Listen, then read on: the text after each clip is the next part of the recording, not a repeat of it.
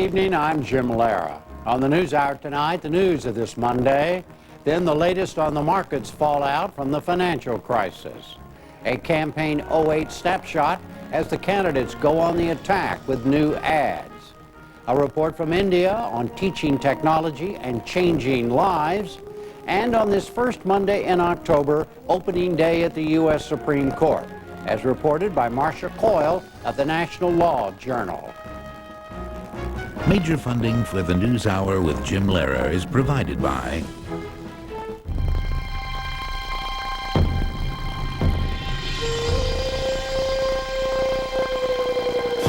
Pacific Life has been the power behind successful individuals for more than 140 years. Pacific Life's strength includes assets exceeding $100 billion. So when it comes to planning for retirement, your financial professional and Pacific Life can help you reach your goals. Pacific Life, the power to help you succeed. With soaring energy prices and global climate change, there are good reasons for believing in wind. Wind energy is clean and plentiful, and it answers the call for sustainable ways to create the electricity we need. We know because our sole focus is developing technology that uses the energy of the wind to generate electricity. America has some of the world's most abundant wind resources, and Vestas is here to help harness them. Chevron. The William and Flora Hewlett Foundation, working to solve social and environmental problems at home and around the world. And with the ongoing support of these institutions and foundations. And this program was made possible by the Corporation for Public Broadcasting and by contributions to your PBS station from viewers like you. Thank you. The financial crisis set off another rough day for stock markets around the world. Major indexes in Asia and Europe fell at least 5%. And that drop then spread to Wall Street. The Dow Jones Industrial Average was down 800 points before a late-day rally. It ended with a loss of nearly 370 points to close under 10,000 for the first time in 4 years. The Nasdaq fell 84 points to close under 1863. The market turmoil was fed partly by a collapse in confidence across Europe. Over the weekend, key governments could not come up with a joint approach. Today, the leaders of France and Germany promised action. So did Britain's top Treasury official, the Chancellor of the Exchequer. We have a report on the day in London's financial district, the City, and beyond from Daisy McAndrew of Independent Television News. Confusion and uncertainty are the city's worst enemies, and today they had them in spades. No surprise the markets tumbled to their biggest one-day fall since the crash of '87, amid fears politicians can't contain the credit crisis. After the American bailout scheme was okayed on Friday, focus moved to European leaders to set a united front. So far, they've failed dismally. Many countries already going it alone, announcing their own 100% savers guarantees. And as confusion reigned as to whether or not Germany was going the same way, the Prime Minister chaired the first meeting of his special economic war cabinet. All practical options must remain open to us, and I've made it very clear that the government is ready with the resources and the commitment to do whatever is necessary, and I will keep the House informed.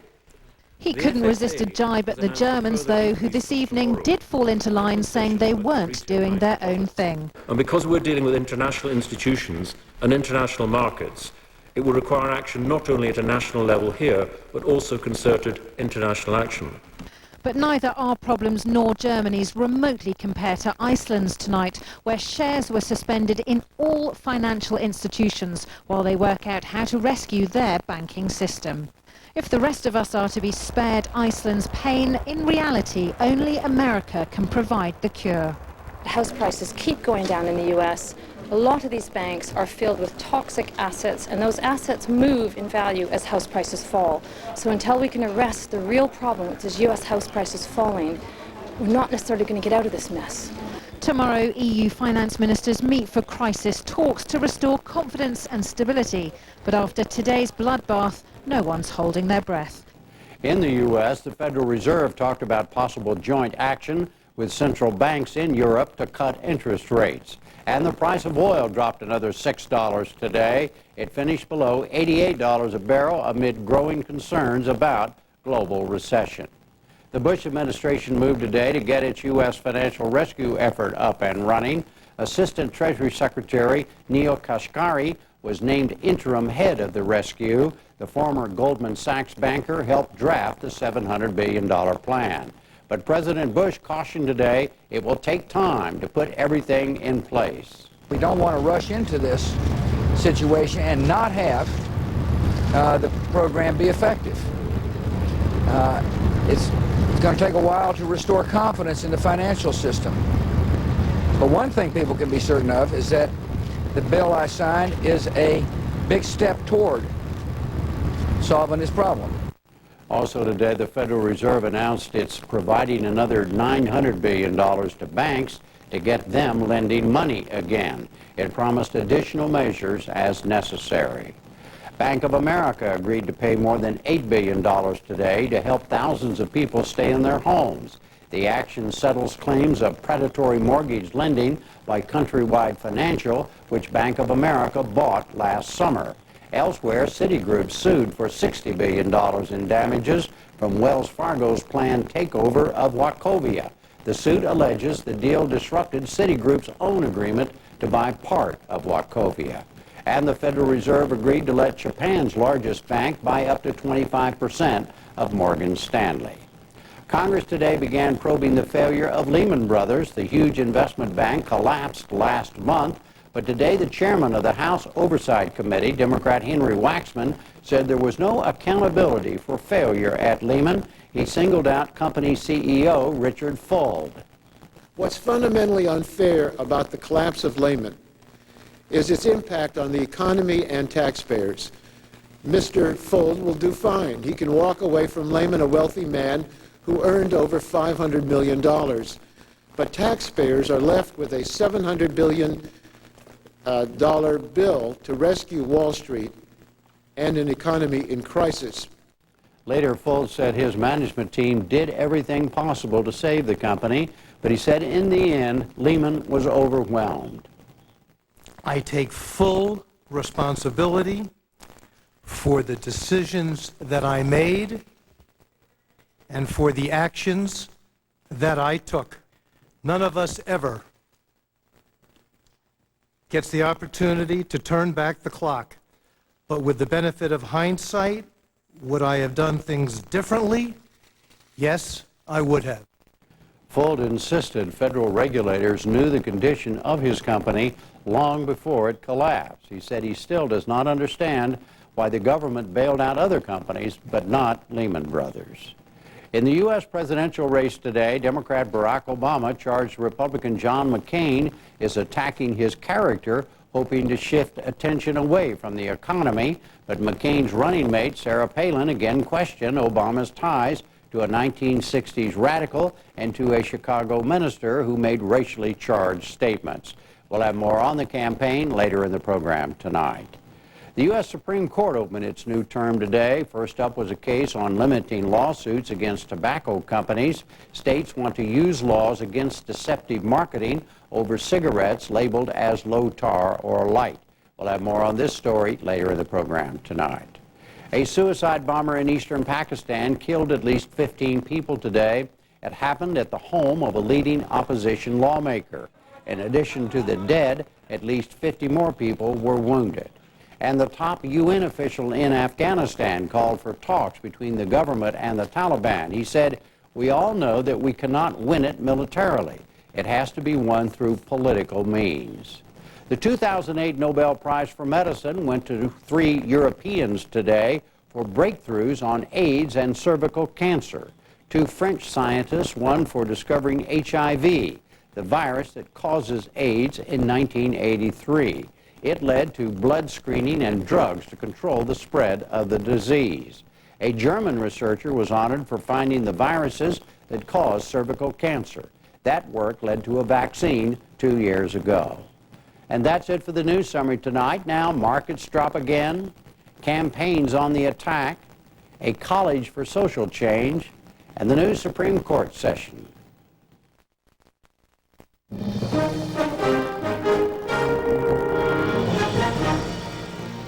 The end of another volatile day on Wall Street and on other markets around the world. Jeffrey Brown has our story. It was a day when the global nature of the financial crisis hit home. Deep drops in foreign markets, followed by more on Wall Street, where the Dow has now lost more than 10% of its value in the past week, the S&P 500 more than 15%.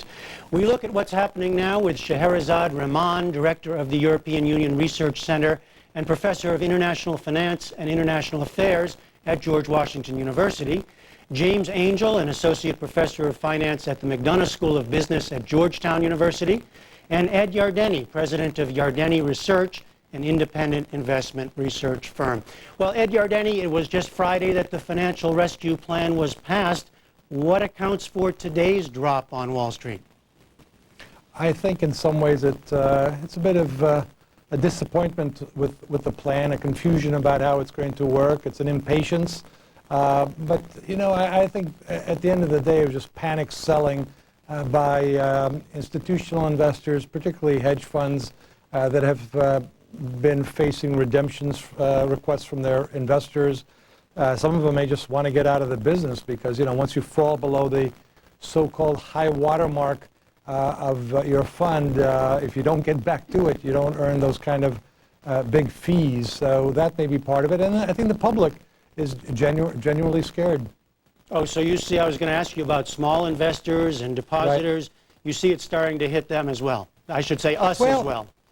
Yes, in a perverse way, the way the rescue package was sold was with a great deal of fear. It was sold with the idea that if we don't pass the troubled assets relief program, then it could lead to economic catastrophe. And I think a lot of people weren't aware that we were that close to catastrophe. Professor Angel, you were just shaking your head, nodding your head as he was talking. What do you see happening here today? Well, we live in a global market, we live in a global economy, and today we saw not only impatience with the rescue package, but we also saw a reaction to what's going on in Europe. As was pointed out in the introduction, there's a lot of economic problems over there as well, and when the European markets go down, the U.S. markets often go down in sympathy. We're using the term volatility. And Ed Yardeni used the word panic, I think. Panic, is there an order to what we saw today? At one point, the Dow dropped 800 points, and then it came back to close around 370 or so. But how do you describe it? Well, this is a classic financial panic, and I actually am teaching a course in financial panics at Georgetown University, and this is like the kind we are reading about in the history books, in which you have some economic bad news, and people don't really know what's going on, who's solvent, who isn't. So what we see happening is people running for the fire exits at the first hint of trouble. But on the other hand, people know that when the turnaround comes, it often comes very quickly. As a matter of fact, the best year in U.S. stock market history was 1933, during the depths of the Great Depression. In that year, the U.S. stock market went up 67%. So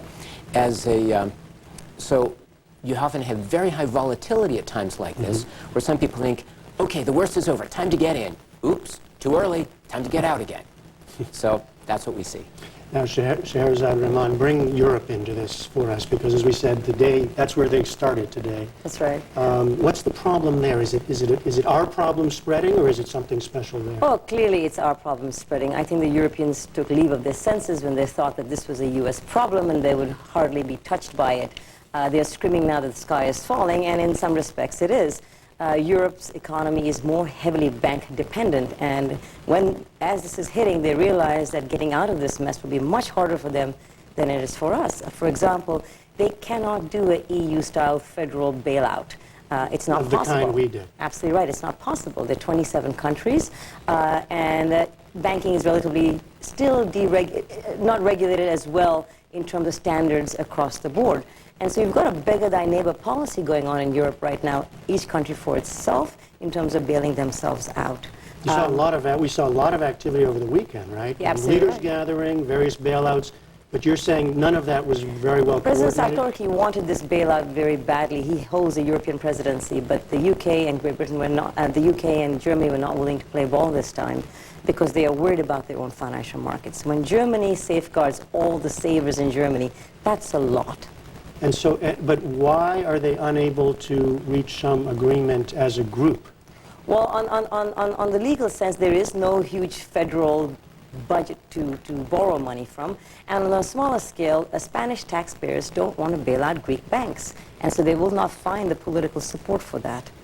Now, Ed Yardeni, would a failure in Europe to come to some kind of overarching plan, would that then blow back in a sense and hurt our efforts here as well?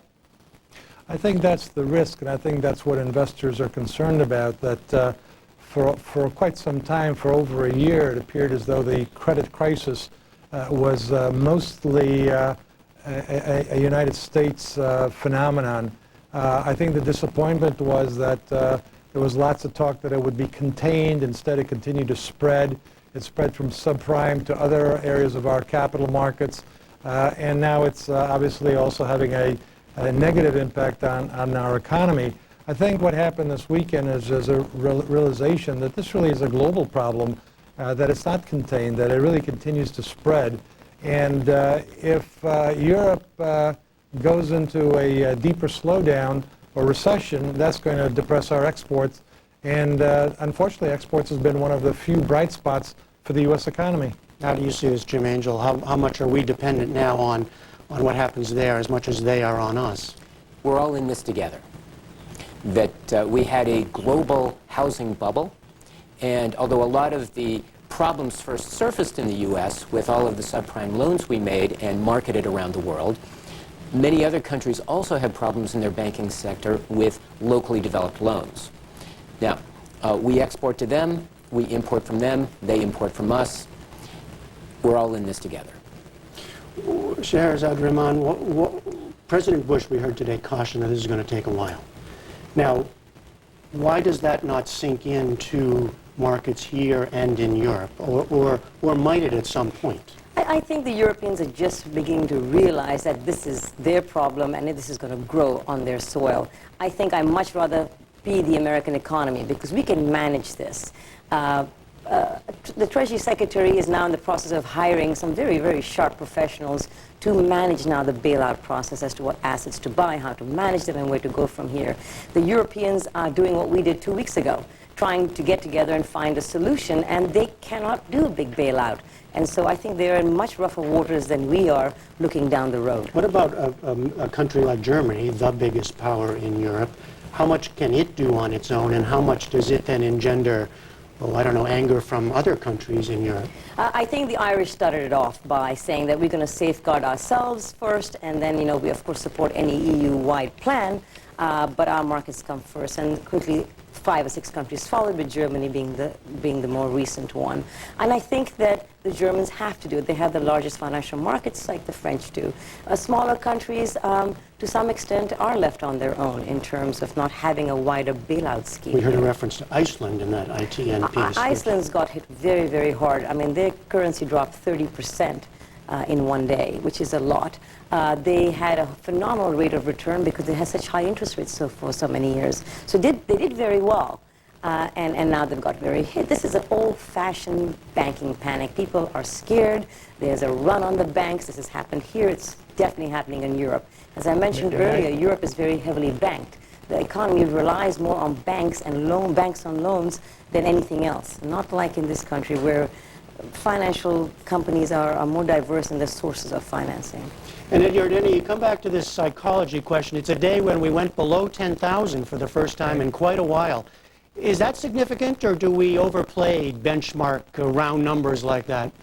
No, it's significant. It makes headlines, and headlines get everybody's attention. And I think the fact that we just cut through 10,000 like it didn't mean much of anything is actually unsettling, because we had spent so much time at 10,000 a few years ago, and all of a sudden we had a nice rally since 2003, and now we've given it all back.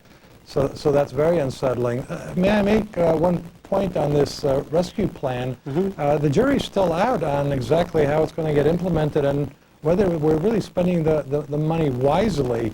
There's other ways to spend the $700 billion than buying distressed assets in sort of a generic fashion. I think that we might have get more bang per buck if we actually just bought all the distressed subprime mortgages and Alt-A mortgages, the kind of the second worst mortgages in this pile of toxic assets. We really need to take the toxin out of these capital markets rather than taking assets that have been mixed all together. We need to pay them off and send the cash to those who have these securitized pool of fixed income assets. So I think there's actually still quite a bit of concern about whether this rescue plan is going to work as intended. Well, Jim Angel, in addition to that question of looking forward, how's that plan going to work, there was talk today about some kind of move, coordinated move between the Federal Reserve here and European central banks. What would that entail? What is possible to be done at this point? Well, both banks can, in the U.S. and in Europe, the central banks can lower interest rates. What that means is they would go into the market and they would buy up securities, usually government securities, but in these times of crisis they might want to buy up private securities like commercial paper, and in doing so they pay for it with the money they create. So when they go out and they push down interest rates, they push money into the markets, and that means the banks have more money to lend. And a brief response from you. Do you see that as possible from Europe, Europe working with the U.S.? I think they definitely are going to reduce interest rates. They have to now at this point. The European Central Bank has no choice. But there are lots of other options here while we're trying to work out the bailout plan in the U.S. and the Europeans are trying to get their act together, at least individually. And that is, for example, extending lines of credit from the Federal Reserve to banks lending to other banks. You know, and this is a special list of banks which we've deemed safe. Perhaps extending the time frame for unemployment benefits. I mean, these are all things that can shore up the market in the short run. All on the table at this point. That's right. All right, I want to thank you all three, Ed Yardeni in New York, Scheherazade Rahman, and Jim Angel here with me in Washington. Thank you both very much. Thank you. Thank you.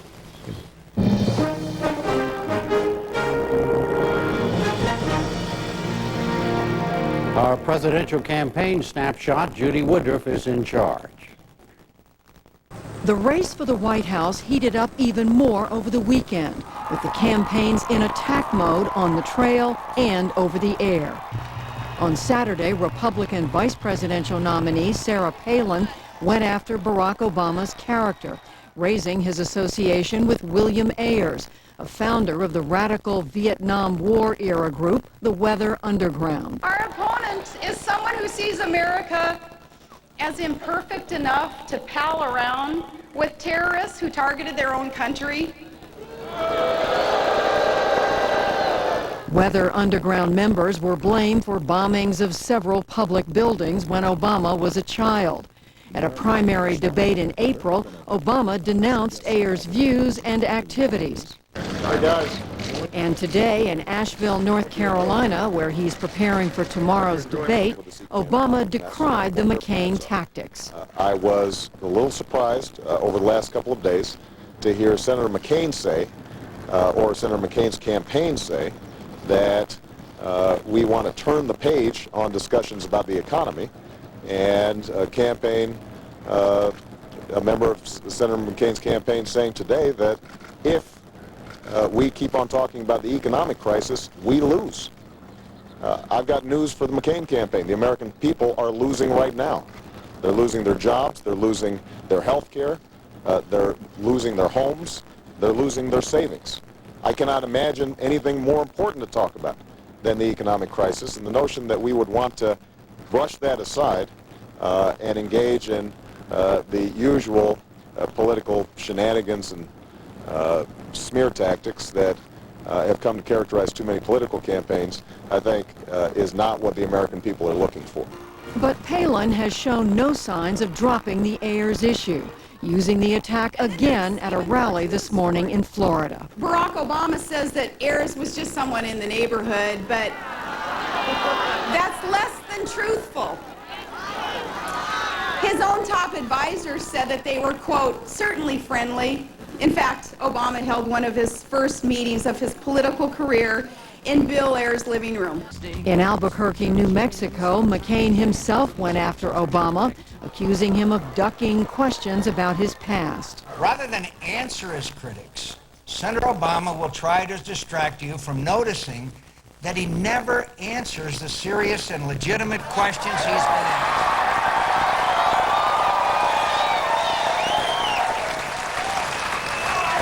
But let me reply in the plainest terms that I know. I don't need lessons about telling the truth to the American people. And were I ever to need any improvement in that regard, I probably wouldn't seek advice from a Chicago politician.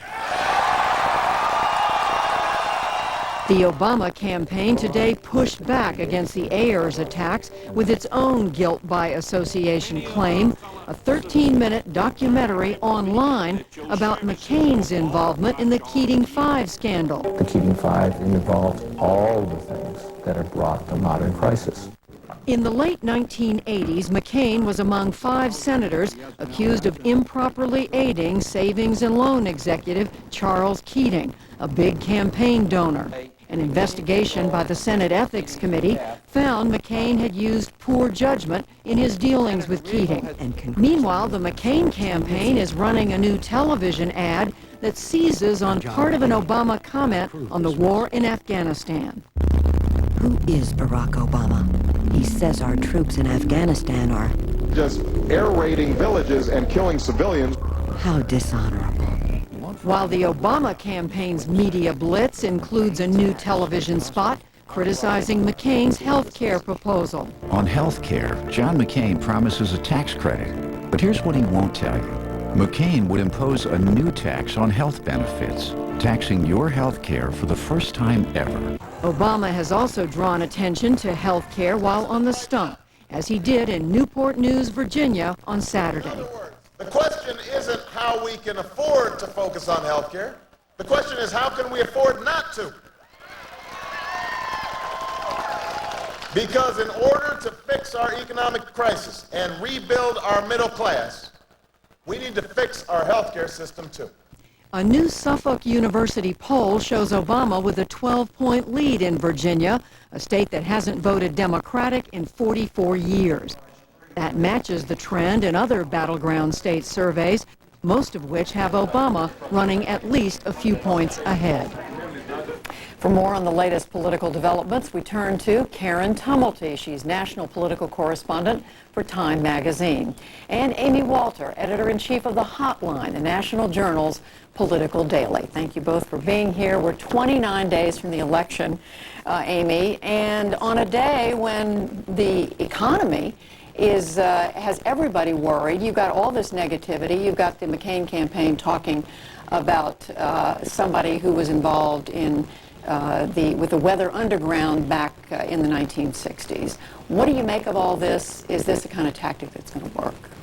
Well, it shouldn't come as that much surprise. As you pointed out, we're 29 days out. John McCain knows, looking at the polls, he's not making much traction. Last week was terrible for his campaign. The focus on the economy, not good for the McCain campaign. Focus on George Bush. Every time he's on television talking about the economy, not good for John McCain. Subtlety gets thrown out the window at this point in the campaign. And so you have to go, if you are the campaign that's behind, directly for the easiest attack that you can. In this case, it's character, trying to move the topic off of the things you don't want to talk about and onto Obama, and the issues that were brought up a lot during the primary campaign haven't necessarily been answered, hoping that maybe, just maybe, the focus in the next couple of weeks will get off the economy and they can make this a referendum on Barack Obama instead of a referendum on the issue agenda. Karen, a smart tactic?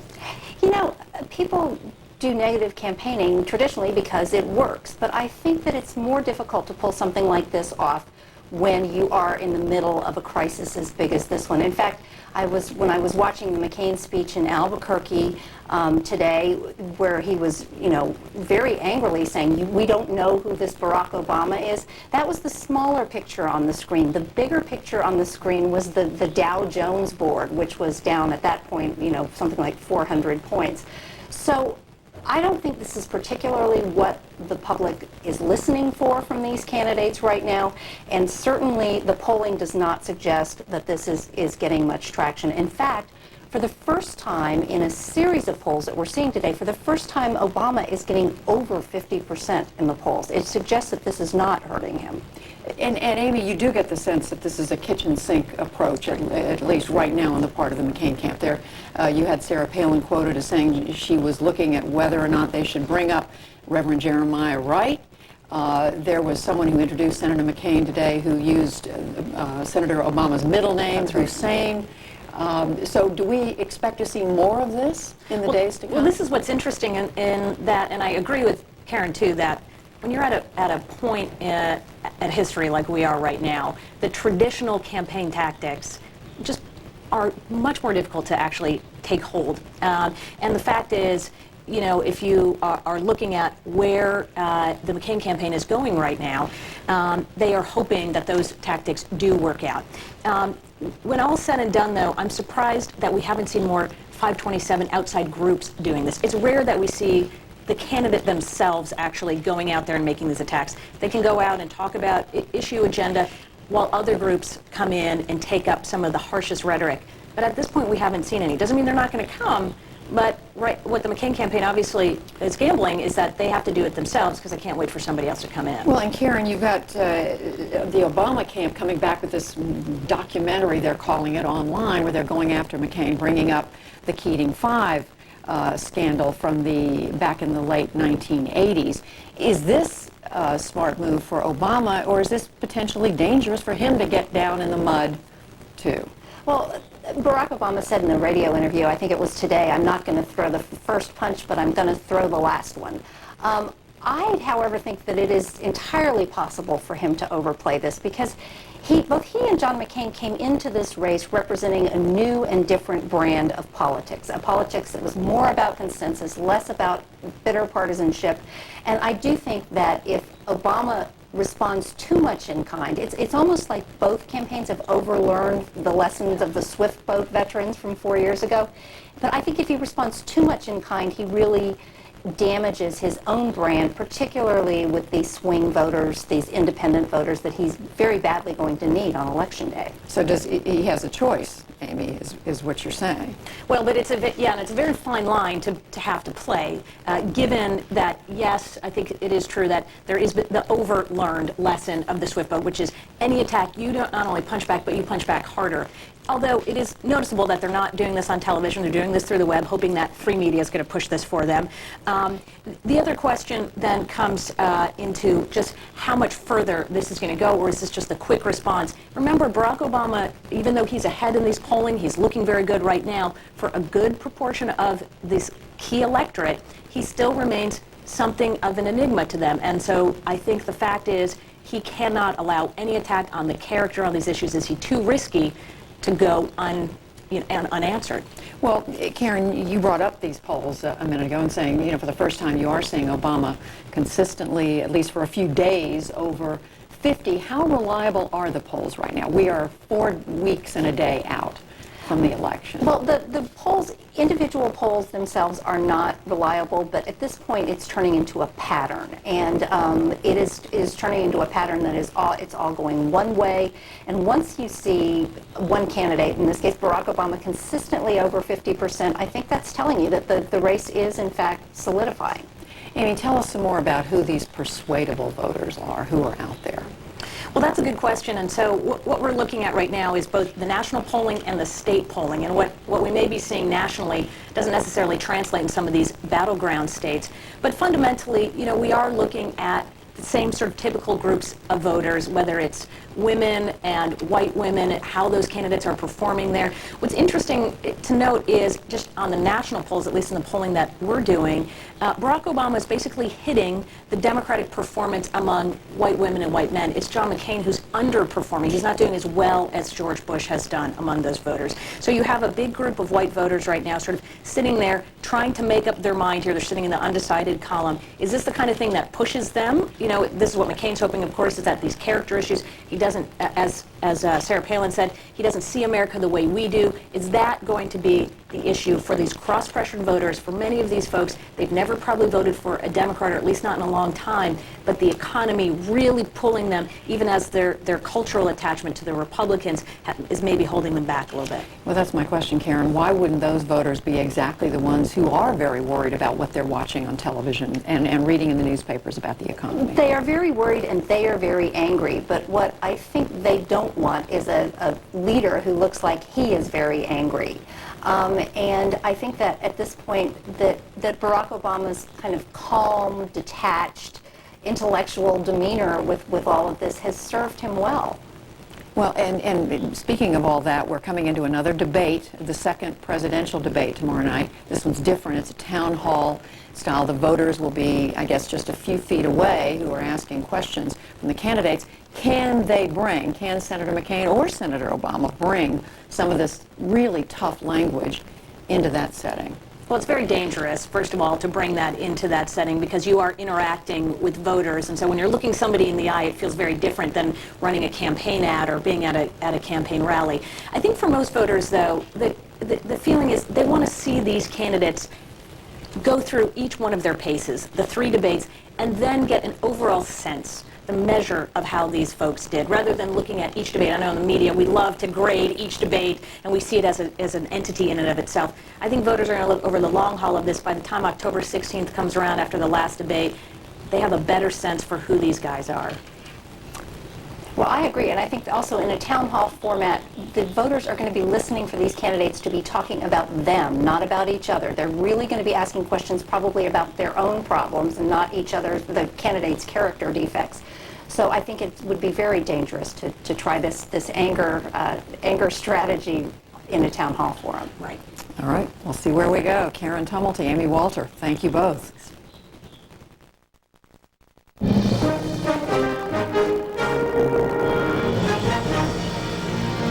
Now, a most unusual school that changes lives. Special correspondent Fred DeSam Lazaro reports from the Barefoot College in northern India. A version of this story aired earlier on the PBS program Religion and Ethics News Weekly. The students are mostly women. Some are grandmothers. Hundreds have come here from villages across India and a dozen countries to learn how to install and maintain solar energy systems in rural areas. Even though it's sophisticated coursework, the only prerequisite for admission to the Barefoot College is that there are no prerequisites, not even to speak the language. First in Arabic. Until we arrived with the translator, these Mauritanian women who'd been here 4 months hadn't spoken to anyone else in their native Arabic. But the college's founder says language is not a barrier to learning. Our job is to show how it is possible to take an illiterate woman and make her into an engineer in 6 months and show that she can solar electrify a village. Social entrepreneur Bunker Roy founded the Barefoot College in 1972, looking to use traditional knowledge and sustainable technology to help this impoverished desert region. It began with basics, like finding safe drinking water. Then a few years later, solar. In 1986, no one ever thought of solar electrification. It was far too expensive.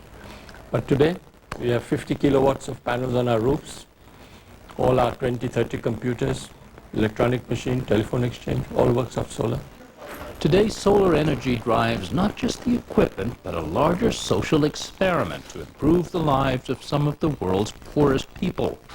It begins in the classroom, run by instructors who themselves have little or no formal education. Instruction is delivered with a mix of body language, a few essential terms in English,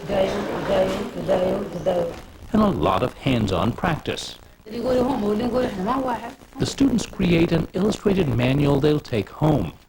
It's the closest thing to a diploma certifying their training as solar technicians. But just coming here is an unlikely achievement for students like 56-year-old Sarka Musara, a widowed grandmother. She'd never attended school before, never even left her village in the West African nation of Mauritania. At first, we did not even have a passport. We started little by little learning the solar energy system. Day by day and little by little, we were able to put things together. I have been to 2 villages in Mauritania. Roy was educated at elite schools on a path to medicine or diplomatic service before he founded the Barefoot College. The idea of self-reliant learning was inspired by Mahatma Gandhi, also by a legendary American. Well, it's Mark Twain who said, never let school interfere with your education. School is something that you learn reading and writing. Education is what you learn from the family, from the environment, from the community. Using grants from the UN and private foundations, Bunker Roy travels extensively in developing countries seeking potential students. The ones he does not want are city dwellers and, unless they're physically handicapped, men. We've come to the sad conclusion men are untrainable. They expect too much. They're restless. If they're young, they're impatient. The first thing they ask even before the training starts is, do I get a certificate? They will use that certificate to get the worst job possible in a city. Whereas if we take middle-aged grandmothers to be trained, I don't have that problem of migration. Women not only don't leave their rural homes, they also more reliably bring money back to their families, says Sarkar Musara.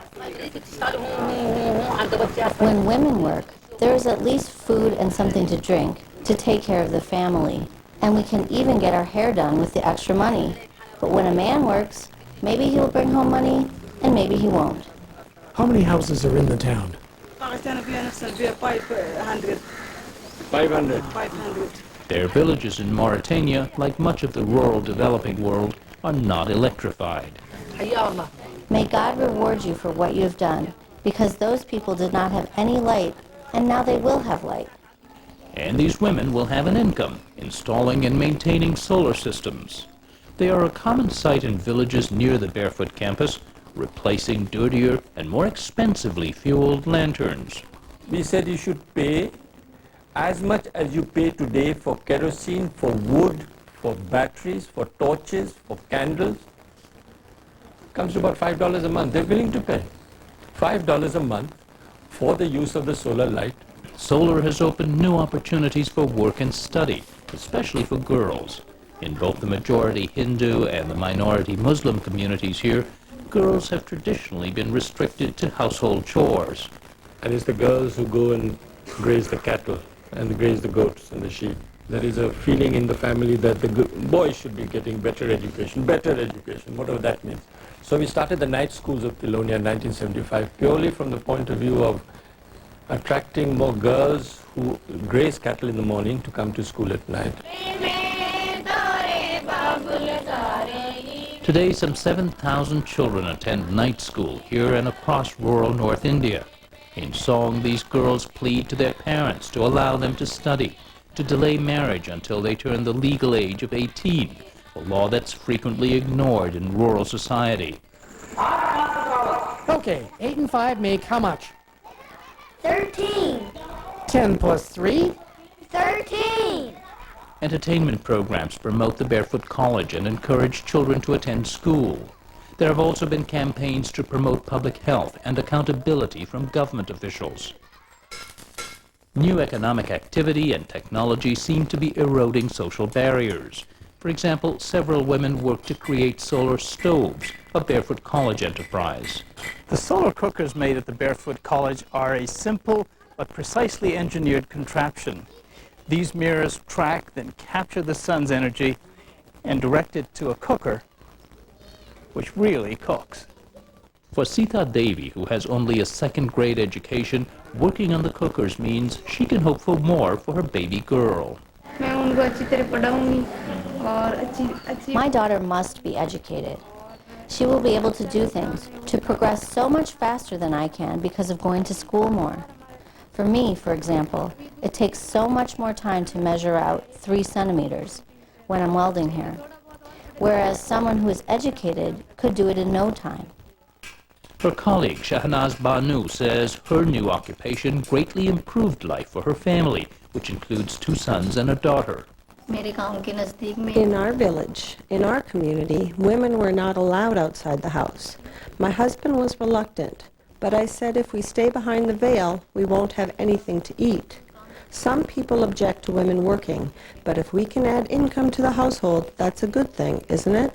Roy says a key to sustaining rural jobs and development is to use technology that can be managed by the local community, like solar lanterns, and technology that's familiar, like rainwater collectors. That was an idea developed by a rural architect who could neither read nor write, who designed the Barefoot College's green campus. The foundation of everything Roy does is decentralization. It's a departure from the typical approach of aid agencies, which he says want to bring big infrastructure and ideas created by outside experts. Any technology that brings in dependency on anybody on outside is not a technology that will work. So far, the Barefoot College has solar electrified some 350 villages across India and dozens more in sub-Saharan Africa and even war-torn Afghanistan. You can learn more about Barefoot College and similar projects in social entrepreneurship on our website. Just go to pbs.org and then scroll down to NewsHour Reports.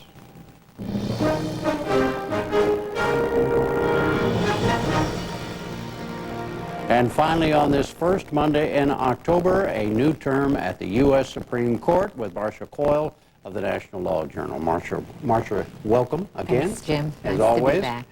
In general, what are the expectations about this new court session? Well, Jim, the term is opening on a relatively low-key note, and by that I mean there are no obvious blockbusters as we saw last term with the Second Amendment gun case and Guantanamo Bay and several big death penalty cases.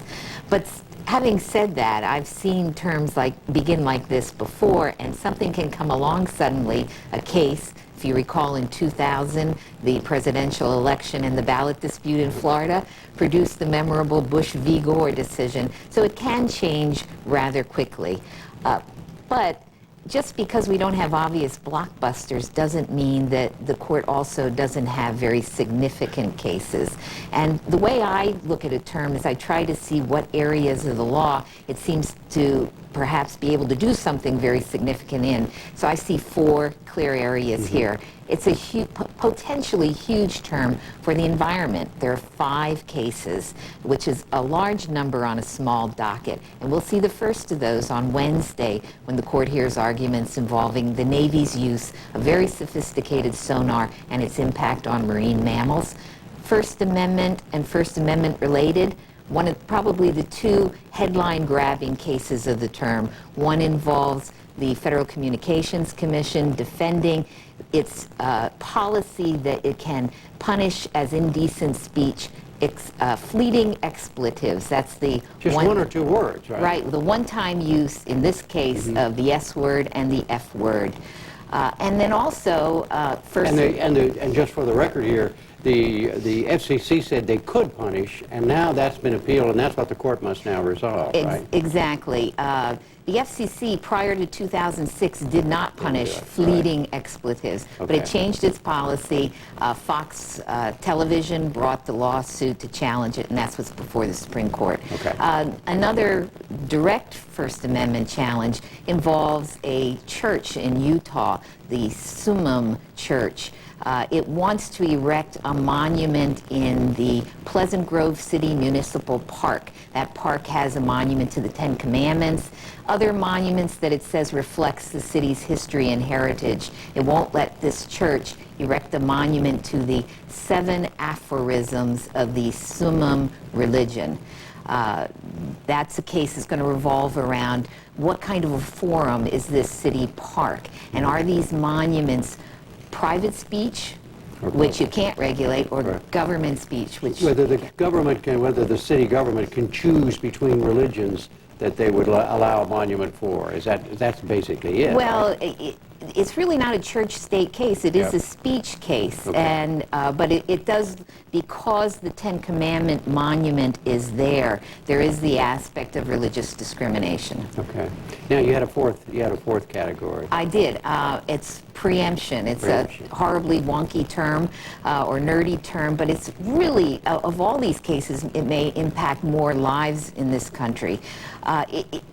We had the first case today. It was the first case argued, and it involves companies trying to limit consumers or injured parties from using state courts and state laws to bring suits against them when they've been injured or harmed by a product. Businesses operate across state lines. They much prefer to have a uniform federal system of regulation and not have 50 different state regulations. Consumers, when they're hurt, would much rather go into state court under their state laws. So there is that tension here. And in this case, it's a tobacco issue. It is. It had to do with the labeling of light cigarettes, low-tar cigarettes. A group of Maine smokers challenged under the state's unfair trade practices law the labeling of Philip Morris light cigarettes, low-tar cigarettes, said it was misleading, deceptive. It really didn't tell you how heavy the nicotine was. So there's these 4 major areas that you've identified, and there are a lot more cases than they usually take this time, correct? There are. The court had pretty much settled in the last almost decade on around 70 cases. And when I started covering the court, and I hate to say when I did start, I won't tell you about it. You can tell me. Okay. It was about 2 decades ago. Okay. The court was hearing and deciding between 150 and 160 cases. There's been a lot of public talk about the court's amazing shrinking docket. And this year the court is on track, though, to decide more than 70 cases. I don't know that if it's in response to those concerns. The Chief Justice, during his confirmation hearings, said he thought the court could be deciding more. It may just be the nature of the cases that come up through the pipeline from the lower courts that they're seeing more. But going back to your first point, that they've decided on these, they've accepted these number of cases now. Yes. That does not preclude, as you said earlier, another one coming in tomorrow that they could take, and so this could grow. That's correct. They continue to add cases to the docket until about mid-January, and then they filled their calendar for. Want to have your home gorgeous for the holidays? With the biggest inventory we have ever had ready for immediate delivery, right now is the best time to buy. Substantial discounts from major lines have prices as good as they have ever been. We call it Oktoberfest. You will call it fantastic. Great selection and lots of new things. Take advantage of our huge discounts and make your home perfect. Paul Schacht's Furniture, a Northwest tradition since 1919. As a teacher, I have serious concerns about Measure 60. Not all children learn in the same way, and Measure 60's one-size-fits-all approach just won't work.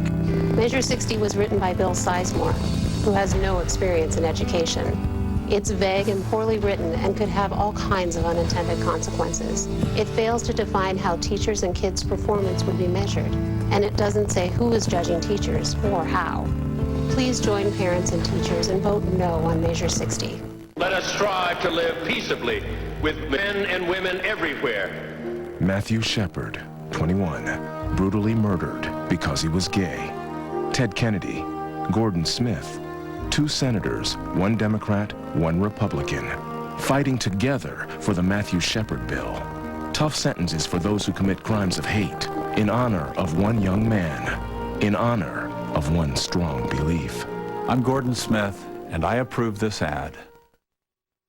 All right, and now to a man who was kept out of last week's Blazer Fan Fest because the team said he looks shifty. Here he is, Steve Dunn with tonight's Circular File. I was just shifting in my chair a little bit. I think that was the problem. In tonight's Circular File, let's go to Idaho, where Chris Payne has announced she'll find another route to work. And when you hear her story, you will certainly understand. 6 weeks ago, Payne was driving through an intersection. Another driver ran the red light and smashed right into Payne's car. Fast forward to last Thursday, 6 weeks later, Payne is going through the same intersection. Another car runs the red light and boom, collides with her again. Can you believe that? Fortunately, Payne has only had some minor injuries, but her ride to work has turned into her last name. Yes. Yeah. Thank you, Deb. You're welcome. See you tomorrow, I help where I can. Fisher Communications. Weimart has Lucky Number Tuesdays. Come in this week and see if you've won. Here's what you can win this Tuesday when you match your entire number, all valued at up to $250. If it's Tuesday, head to Weimart. Lucky Number Tuesdays, another reason Weimart's just right for the Northwest. I'm Mike Erickson, and I approve this message. Tough times, jobs lost, families struggling. Kurt Schrader's record? Higher taxes. Schrader voted for higher taxes and fees more than 70 times and worked to pass a massive sales tax. Now Schrader wants to pass the largest tax increase in American history. He'd bring back the marriage penalty, the death tax, higher taxes on small businesses and farms, killing jobs. We can't afford Kurt Schrader's high taxes. Why I liked it, I don't know. Mesmerized is what I was. I didn't know that gambling didn't affect most people that way. The desperation came from not being able to stop. I had to do something, so I called. She made me understand that there was hope. I haven't placed a bet now for 18 months and no more hiding. If you can't stop gambling, call the number. Go to treatment. It'll work. What gives the Northwest its quality of life? Well, balance, for one thing. In terms of energy, it means having enough to meet demand while being environmentally responsible. Natural gas shoulders a lot of that burden simply because it's a cleaner fuel. But the fact is, we need access to more delivery options if we're going to preserve our way of life. Like underground pipelines, for instance. Similar to the one I'm standing on. You didn't know it was there, did you? The world calls us small business owners. But really, there's nothing small about us. We have big ideas. We see huge potential. We have enormous dedication. We have larger-than-life expectations, which is why we and millions of others use Visa Business. Because we do business with the great big world, and no other card. No other card. And no other card is more accepted by it. Visa Business, used for big ideas. Visit visa.com/smallbusiness. Winter's colder weather is getting closer, and for Oregon's 8,000 foster children, the need for a warm coat is growing stronger. So Sleep Country USA is collecting winter coats for Oregon's foster kids. But they can't do it without you. Bring your gift of a new warm coat to any Sleep Country location.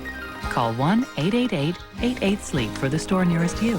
Sleep Country knows not everyone can be a foster parent, but anyone can help a foster child. Your commute just got easier with K2 Beat the Traffic, weekday mornings from 5 to 7 on K2 News, plus updates during Good Morning America. K2's Beat the Traffic is brought to you by Town & Country Dealerships. Drive home happy. The grand opening of Oregon's largest flooring center, just out 503 Carpets.